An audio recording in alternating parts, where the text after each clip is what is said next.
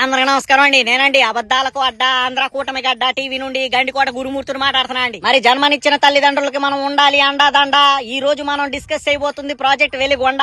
ఇక డీటెయిల్స్ లోకి వెళ్తే ఈ ప్రాజెక్ట్ కొరకు 1996లో భూమి పూజ చేసింది మన బాబోరే.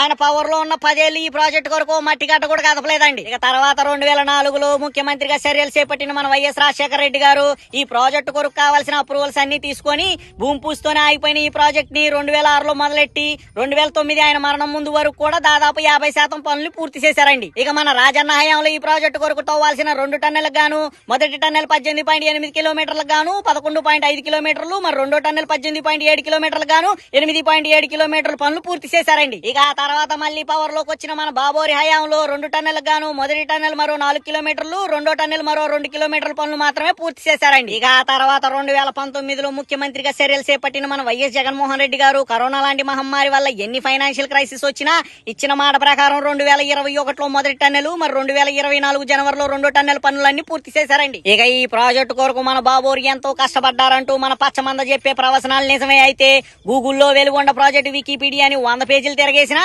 ఏ చోట మన బాబోరి పేరు కనపడలేదండి. మరి ఇక ఫైనల్ గా నేను చెప్పేది ఏంటంటే నీతోనే ఫినిషింగ్ టచింగ్ ఇస్తానన్నాయి ఉండు.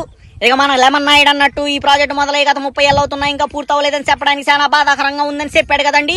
మరి గడిచిన 30 ఏళ్లలో 15 ఏళ్లు తమ పార్టీ అధ్యక్షుడే 3 సార్లు ముఖ్యమంత్రిగా ఉన్నారండి. మరి మీరు ముఖ్య మూలిగి ఈ ప్రాజెక్టు కొరకు పీకిందేయట్లేదు కదా అని పలువురు విశ్లేషకులు గుసగుసలాడుతున్నారని సమాచారం అండి. ఉంటాండి మరి.